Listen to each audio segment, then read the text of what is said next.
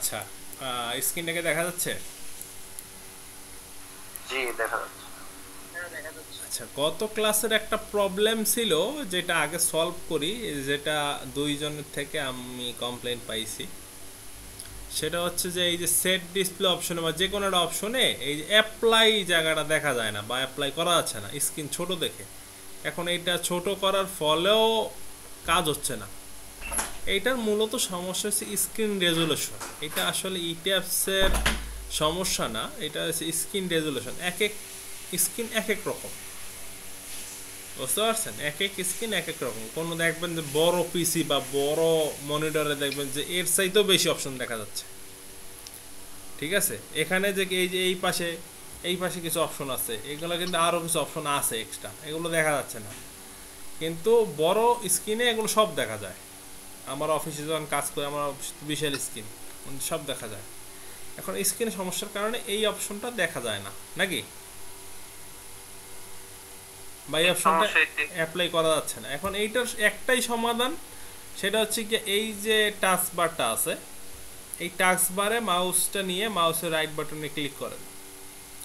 এরপর টাচ বার সেটিং আছে, টাচ বার সেটিংয়ে গিয়ে এই দুইটা অপশন অন করে দেন।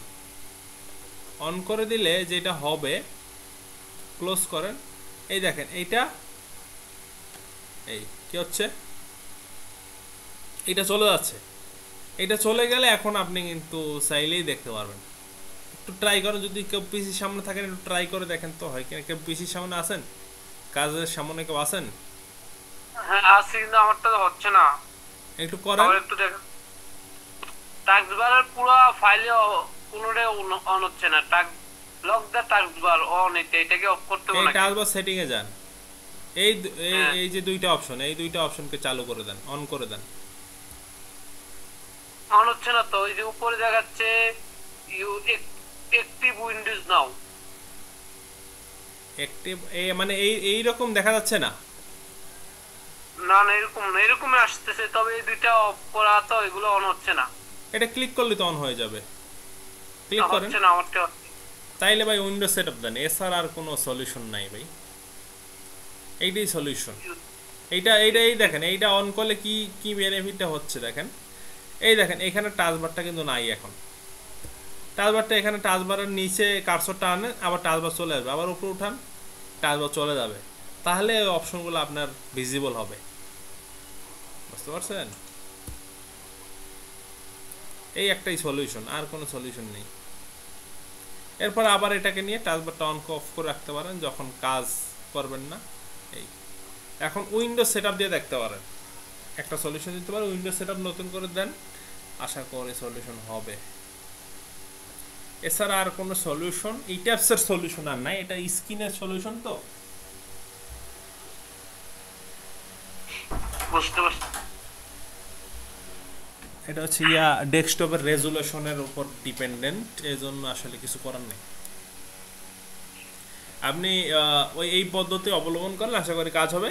আর উইন্ডোজ সেটআপটা যদি আবার দিতে পারেন, আশা করি সমস্যা থাকবে না। যেটা দেখাচ্ছেন এটা থাকবে না আশা করি। আর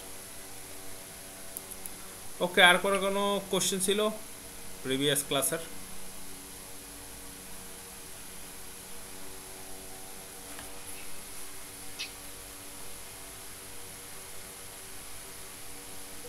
আচ্ছা, তাইলে আমরা ধরলাম যে আর কারো কোনো কোনো কোশ্চেন নাই, আমরা আগাই।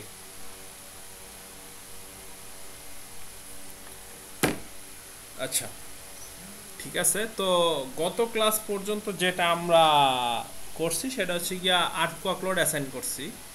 তো আজকে আমরা যেটা কাজ করব সেটা হচ্ছে উইন লোড অ্যাসাইন করব। তো আমাদের লাস্ট লোডটা হচ্ছে উইন লোড। আমরা অন্যান্য লোড সব ডেড লোড, তারপর হচ্ছে গিয়া dead load, live load, earth quake load দিয়ে ফেলছি অলরেডি। এখন হচ্ছে উইন লোডটা দিব আমরা। উইন লোড দেওয়ার মাধ্যমে আমাদের লোডের চ্যাপ্টারটা ক্লোজ। এরপরে আমাদের অন্যান্য চ্যাপ্টার চালু হবে। মানে লোড দেওয়ার পরে আমরা অ্যানালাইসিসে চলে যাব। অ্যানালাইসিসে আর অনেক কয়েকটা ধাপ আছে, ট্রায়াল আছে, তারপরে কয়েকটা চেক আছে, কিছু গুরুত্বপূর্ণ কিছু চেক আছে। এই চেকগুলো মাধ্যমে ফাইনাল হওয়ার পরে আমরা ডিজাইনে চলে যাব। দেখ এগুলো প্রতিটা ধাপের ব্যাপার। আজকে কত নাম্বার ক্লাস? 7 নাম্বার ক্লাস, আর 10টা ক্লাস আছে। দেখ ধাপে ধাপে হবে। সাউন্ডটা বন্ধ করে রাখেন শাহিন ভাই, সাউন্ডটা বন্ধ করে।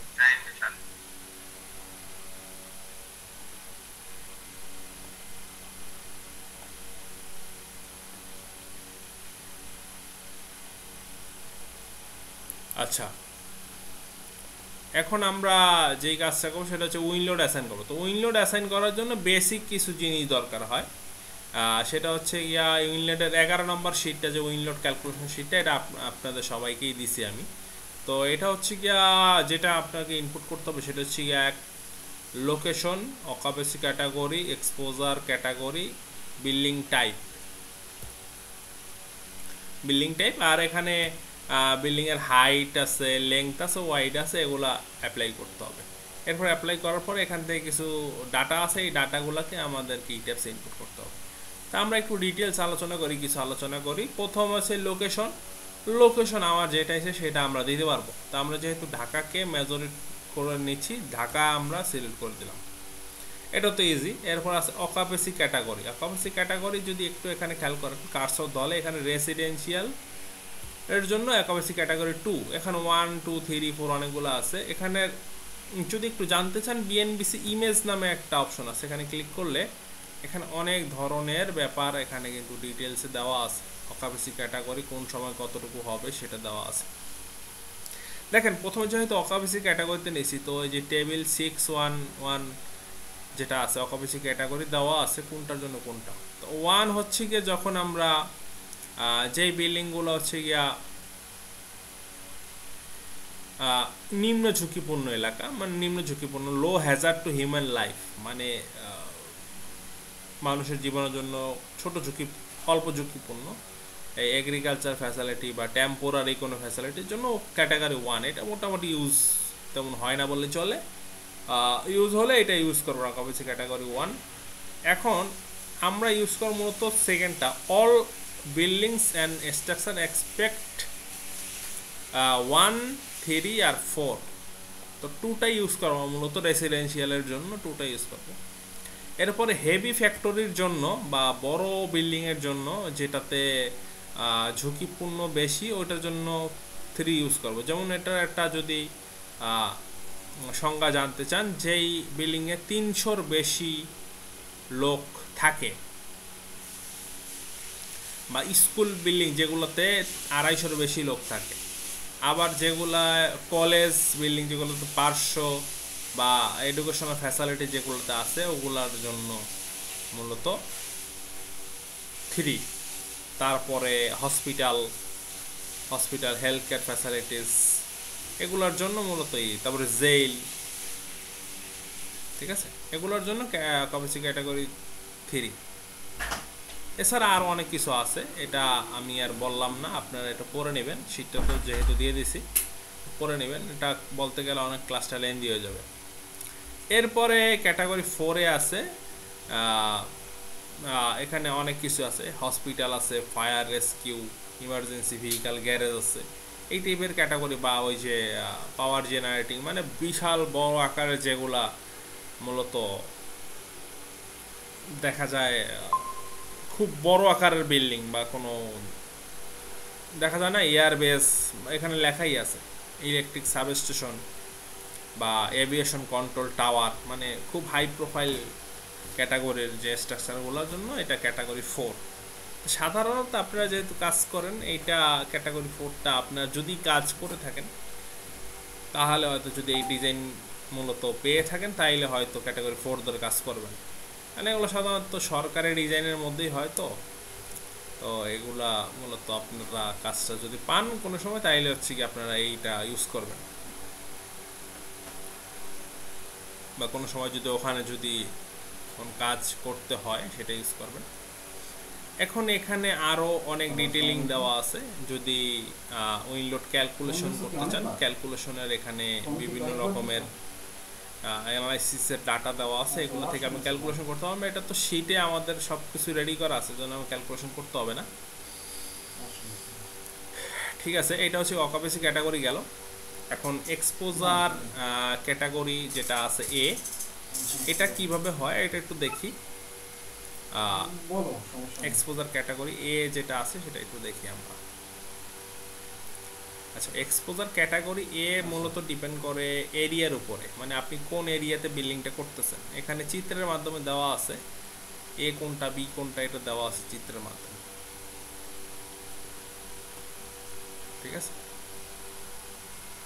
তো আমাদের এক্সপোজার ক্যাটাগরি দেওয়া আছে এ।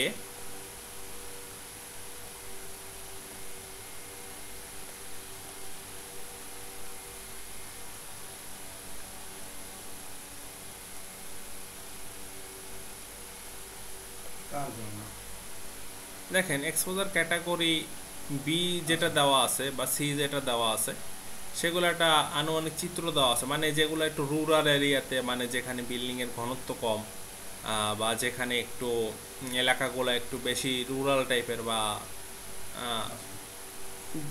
ঘনবসতি কম, এই টাইপের এলাকাগুলোতে মূলত এক্সপোজার টাইপ সি বা বি ইউজ হয় বেশি। আবার ডি ইউজ হয় একটু সমুদ্র তীরবর্তী যে এলাকাগুলো আছে এগুলাতে মূলত এক্সপোজার টাইপ ডি ইউজ হয়। এগুলা ডিটেলস এখানে লেখা আছে। আবার এক্সপোজার টাইপ এ যেটা আমরা ধরে কাজ করতেছি,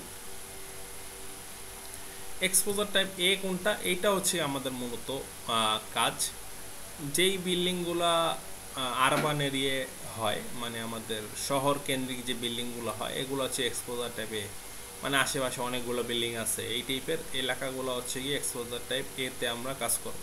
তারপর বি আছে, সি আছে, এগুলো হচ্ছে গিয়ে দেখা যায় এই যে সি যেমন এটা আশেপাশে কোনো প্রকারের বাধা নাই বা কোনো প্রকারের টল স্ট্রাকচার নাই, মাঠের মধ্যে বা যে কোনো একটা খালি জায়গায় যে বিল্ডিংগুলো হয়।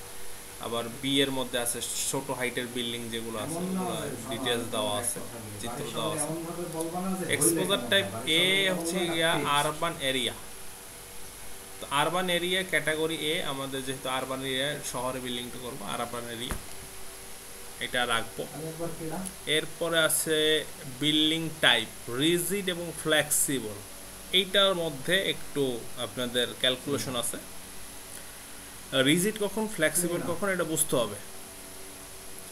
কিভাবে বুঝবেন সেটা বোঝার জন্য সেটা চলে যেতে হবে এই অপশনটায় 2.1.3 rigid versus flexible. Rigid versus flexible যে অপশনটা সেটা চলে যেতে হবে। তো এই অপশনটা চলে গেলে যদি একটু দেখেন ফ্লেক্সিবল স্ট্রাকচার কখন ধরব, যখন আমাদের টি এর মান 1 এর বেশি হবে, 1 সেকেন্ডের বেশি হবে। আর রিজিড কখন ধরবো, যখন টি এর মান 1 সেকেন্ডের সমান বা 1 সেকেন্ডের চাইতে কম হবে, ঠিক আছে, 1 সেকেন্ডের সমান বা 1 সেকেন্ডের চাইতে কম হবে। তা আমাদের বিল্ডিংটা রিজিড না ফ্লেক্সিবল সেটা কেউ বলতে পারবেন? যদিও বলতে পারবেন না এখন, না বললে বলতে পারবেন না। এটা রিজিড না ফ্লেক্সিবল সেটা দেখার জন্য আমাদের যেতে হবে একটু ডিফাইনে, এখান থেকে লোড প্যাটার্নসে যেতে হবে, এখান থেকে ইএক্সে গিয়ে মডিফাই ল্যাটারাল লোডে যেতে হবে।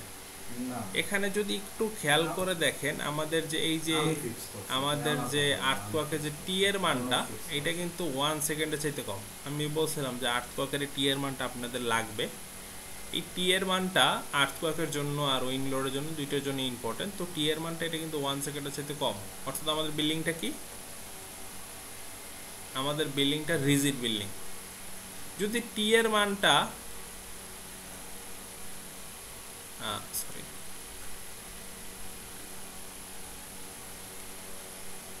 গেল কোথায়,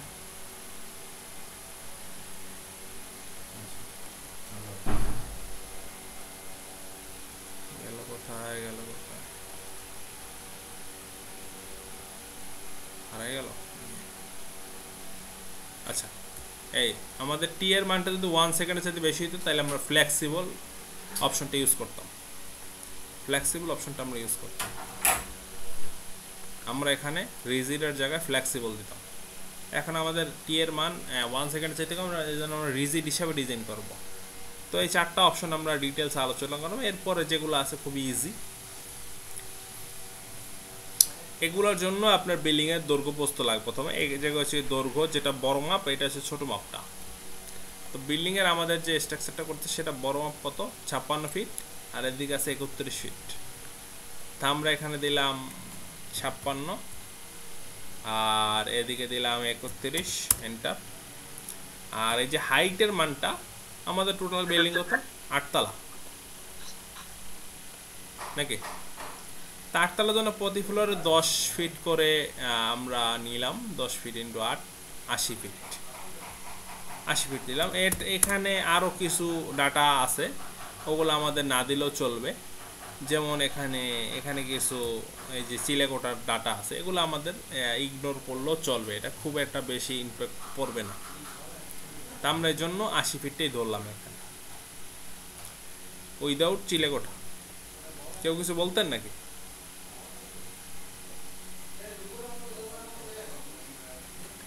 কেউ কিছু বলতে চাইছিলেন?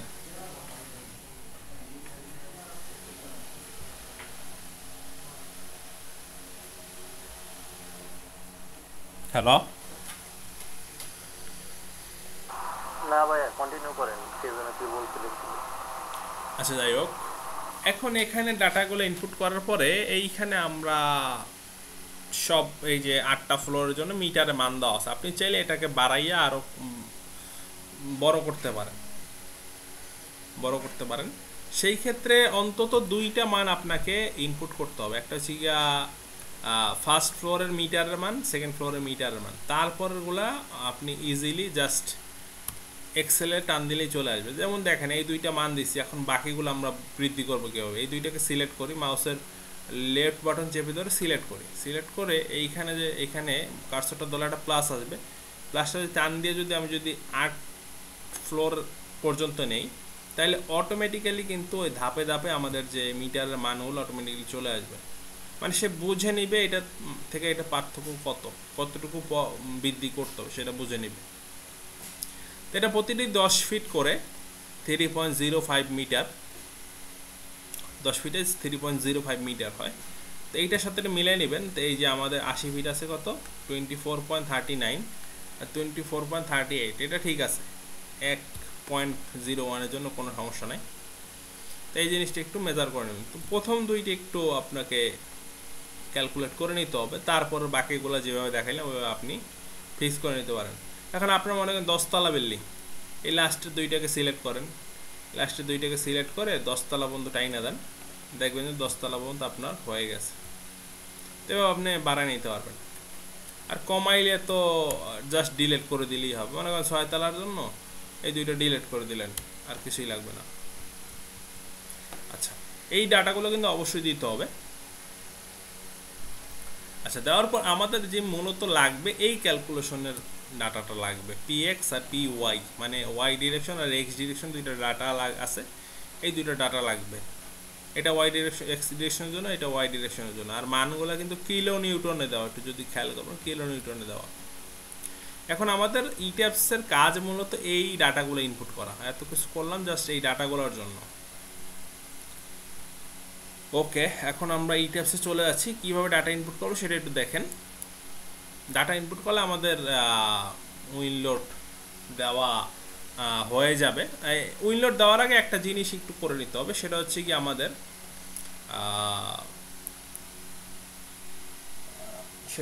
আমাদের যে ডায়াফ্রাম অ্যাসাইন করে নিতে হবে, এই জিনিসটি একটু করে নিতে হবে। তো ডায়াফ্রামটা আমাদের যেই লিস্টিং আছে, যে আমাদের যেই শিট আছে, মানে আমাদের কোন ক্লাস বাই ক্লাস আমরা কোনটা করব সেটা কিন্তু আমাদের এখানে ডিটেলস দেওয়া আছে। এক্সেল শিট নাম্বার ডিজাইন স্টেপে আমরা একটু দেখি। দেখেন এখানে একটা অপশন আছে ডায়াফ্রাম, অ্যাসাইন ডায়াফ্রাম। এখন আমরা ডায়াফ্রাম কাজটুকু করবো, অ্যাসাইন পিআর লেভেল এটা পরবর্তীতে করব, শিয়ার ওয়াল ডিজাইন যখন দেবো তখন আমরা এটা দেখব। অ্যাসাইন ডায়াফ্রামটা এটা সিলেক্ট করে মার্ক করি, এটা করতেছি। আর এখানে আর কি করতেছি, আচ্ছা এখানে আর কিছুই করতেছি না, বাকিগুলো আমরা পরবর্তী ক্লাসে দেখব। আমাদের ডায়াফ্রামটা অবশ্যই অ্যাসাইন করে নিতে হবে। উইনলোড দিলে অবশ্যই ডায়াফ্রামটা অ্যাসাইন করে নিতে হবে, ঠিক আছে? ডায়াফ্রামটা অ্যাসাইন করবো কীভাবে? অ্যাসাইন করার জন্য আমরা যাব select coordinate specification XY plan. যে কোনো একটা কর্নারে ক্লিক করে দিলেই হবে। টোটালটা সিলেক্ট হয়ে গেল। এটা কিন্তু প্রতি ফ্লোর বাই ফ্লোর সিলেক্ট করতে হবে, একটা ফ্লোরে কাজ করলে হবে না। অল স্টোরি দিয়ে কাজ করলে এটা লাভ নাই, এটা প্রতিটা ফ্লোর বাই ফ্লোর সিলেক্ট করতে হবে আপনাকে। আবার মুভ আপ দ্য লিস্টে গেলাম, সেকেন্ড ফ্লোরে গেলাম, আমরা ফার্স্ট ফ্লোর থেকে কিন্তু ধরছি, গ্রাউন্ড ফ্লোর ধরবো না। ক্লিক XY প্ল্যান, ক্লিক যে কোনোটা কর্নারে ক্লিক করলে হবে। আবার select coordinate XY plan, click, আবার fourth diaphragm, select coordinate XY plan, click, select coordinate XY plan, click. প্রত্যেকটা ফ্লোর বাই ফ্লোর সিলেক্ট করে নিচ্ছি, ঠিক আছে। সিলেক্ট, আচ্ছা 8 তলা পর্যন্ত সিলেক্ট করে নিচ্ছি, আর কিছু সিলেক্ট করিনি। এখন আমাদের ছোট একটা শিট ওপেন করতে হবে। একটু যদি দেখি, শিটটার নাম হচ্ছে কি আমাদের ডায়াফ্রাম রিজিডিটি চেক, 3 নম্বর শিট। এটা ওপেন করতেছি কেন একটু পরে বুঝতে পারবেন। আচ্ছা, আমাদের বিল্ডিংয়ের লেংথ আর এল আর ডি, মানে লেংথ আর ওয়াইড যেটা আছে, ডিটা ওয়াইডের হিসেবেই বোঝাইছে, এটা ইনপুট করতে হবে। তো লেংথ কত পাইছি 56, আর ছোট মাপটা পাইছি কত ডি 31। এটা আগে একটা ক্লাস দিয়েছিলাম, ওইখানে দেওয়া ছিল 56, আর ডিতে ছোট মানটা 31 দিয়ে দিলাম। এখন এলডি যখন 3-এর নিচে হবে তখন রিজিড ডায়াফ্রাম, এলডি যখন 3-এর উপরে হবে তখন সেমি রিজিড ডায়াফ্রাম। মনে করেন 56-র জায়গায় যদি 56 জায়গায় যদি মনে করেন 100 ফিট থাকতো, তখন এটা কিন্তু সেমি রিজিড ডায়াফ্রাম হইতো। এটা কিন্তু আপনাকে আগে থেকে নির্ধারণ করে নিতে হবে, এটা কিন্তু বের করে নিতে হবে কোন ডায়াফ্রাম। এখন দেখেন এটা কেন নির্ধারণ করলাম এখনই বুঝতে পারবেন। এটা সিলেক্ট করছি না, এখন আমরা ডায়াফ্রামটা বানাবো, এই জন্য চলে যাবে অ্যাসাইন শেল ডায়াফ্রামস। এখানে গিয়ে D1 একটা বানানো আছে, এটাকে আমরা মডিফাই করি। মডিফাইতে গেলে আবার মডিফাই ডায়াফ্রাম, এটাতে ক্লিক করি। দেখেন এখানে ক্লিক করার পরে রিজিডিটি অপশন আছে, রিজিড আর সেমি রিজিড দেওয়া আছে। যদি আপনার যখন বিল্ডিংটা অনেক লম্বা, খুব লম্বা বিল্ডিং কিন্তু পাশে খুব ছোট, এই টাইপের বিল্ডিংয়ের ক্ষেত্রে কিন্তু সেমি রিজিডটা আপনি অপশনটা সিলেক্ট করে দিতে হবে, তারপর ওকে দিতে হবে। এখন যেহেতু রিজিডই থাকুক, আর কিছু করার দরকার নেই। রিজিডিটিটা চেক করে যেটা আসে সেটা আপনি বসাইয়া তারপরে কিন্তু ওকে দিয়া, ওকে অ্যাপ্লাই, ওকে, এটা কিন্তু করে দিতে হবে। এই জিনিসটা কিন্তু মাস্ট, উইন্ডোড অ্যাসাইন করার আগে এই জিনিসটা কিন্তু মাস্ট করতেই হবে আপনাকে, ডায়াফ্রাম অ্যাসাইন করতেই হবে, ঠিক আছে। ডায়াফ্রাম অ্যাসাইন করে দিলেন। এখন আমরা এই যে ছোট ছোট যে মানগুলো পাইছি, এই মানগুলো আমরা বসাবো, ওকে, মানগুলো বসাবো।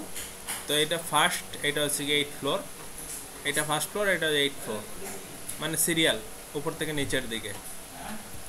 আচ্ছা, এখন আমরা চলে যাই ই ট্যাবসে আসার পরে আমরা এটাকে একটু আনডিফর্ম শেপ করে নিই। এটা আমরা ওইটা আর দেখতে চাচ্ছি না, আনডিফর্ম শেপ করে নিলাম, চলে গেছে। এখন এখানে যেটা কাজ করতে হবে, এই যে ইউনিট থেকে ইউনিট ক্লিক করলাম, এখান থেকে মেট্রিক এসআই ইউনিটটা সিলেক্ট করে নিতে হবে আগে। মেট্রিক এসআই ইউনিটটা সিলেক্ট করলাম কেন, এটাকে মিটারে করে নিলাম আগে। কেন করে নিছি যদি একটু বোঝাতে চাই, এই ডাটাগুলো আছে কিলো নিউটনে। আপনি যদি ওই যে ফিট বা ইঞ্চিতে রাখতেন, বা ইউএস ডিফল্ট যেটা আছে সেটাতে যদি রাখতেন, এফপিএস ইউনিটে রাখলে সেটা কিন্তু মানগুলো হয়তো কিপ আর কিলো নিউটন কিন্তু এক না। 1 keep equal to 4 kilo Newton কিন্তু, মানে আপনার প্রায় 1 কিপ হচ্ছে প্রায় 4 কিলো নিউটন চাইতে বেশি, কিছুটা বেশি সামান্য, ঠিক এক্স্যাক্ট মনে নেই, মনে করেন 4। এখন আপনার এদিকে কিলো নিউটনে ডাটা দেওয়া, আপনি আসছে 42, ইউনিট চেঞ্জ না করে ডাটাটা ইনপুট করে দিলেন, তখন কি হবে, তখন মূলত 42 তো কিলো নিউটনে আসছিল, 42 মানে 46 ইন্টু 4, তাহলে কত আসে দেখেন, 169।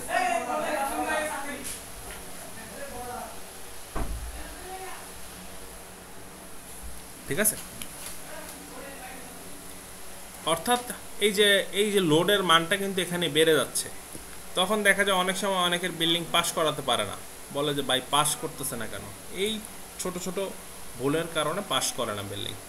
আপনার লোড আসছে 42 কিলো নিউটন, আপনি এখানে ওই ইউনিট চেঞ্জ না করে 42 কিপ দিয়ে দিচ্ছেন, তখন তো ডাটাটা বেড়ে যাবেই। তো এখন আমরা ডাটা ইনপুট করব, ডিফাইনে যাব, লোড প্যাটার্নসে যাব, WX-এ যাব, মডিফাই ল্যাটারাল লোডে যাব।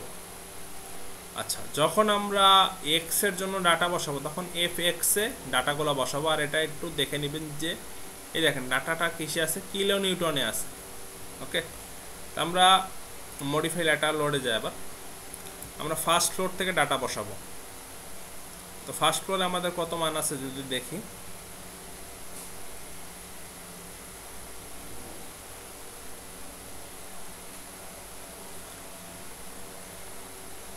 ফার্স্ট ফ্লোর আছে 42.46, সরি 42.46। সেকেন্ড ফ্লোরে আছে কত, 44.66। থার্ডে আছে কত, 48.22।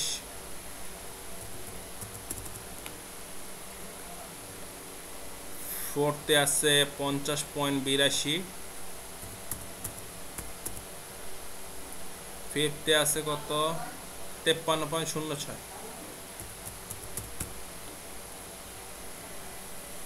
সিক্সথে আছে 54.95।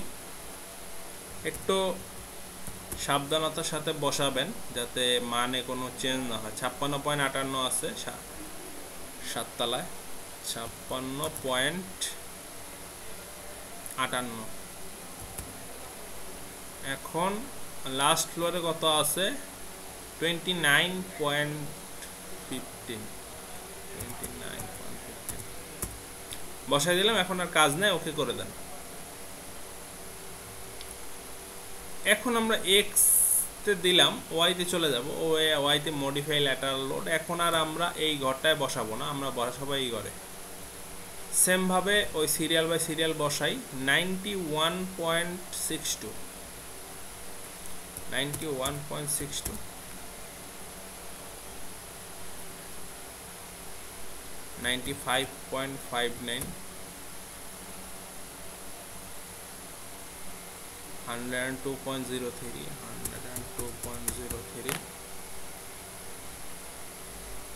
106.73,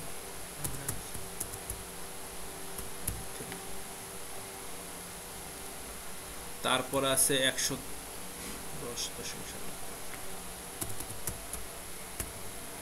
আচ্ছা, কথা শোনা যাচ্ছে?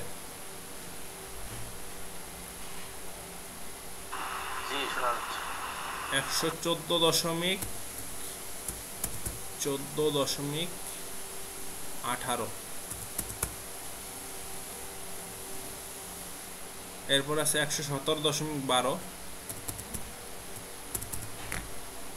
আর আছে হচ্ছে গিয়া 60.13।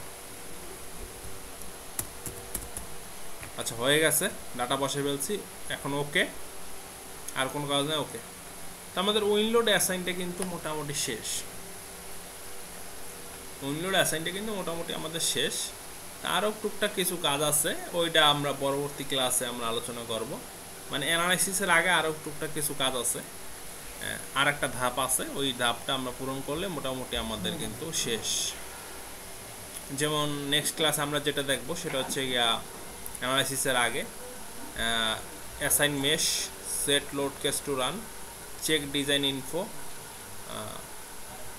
চেক মডেল তো করেই ফেলছি, চেক মডেল করে ফেলছি, অ্যানালাইসিস করে নেই, ঠিক আছে। আর হচ্ছে এই লোড কম্বিনেশন মোস্ট ইম্পর্টেন্ট। আমরা নেক্সট ক্লাসে আমরা দেখব লোড কম্বিনেশন, অ্যাসাইন মেশ, তারপর হচ্ছে গিয়া set location, check design info, এই কাজগুলো আমরা দেখব। ঠিক আছে। অ্যাসাইন ডায়াফ্রামটা মূলত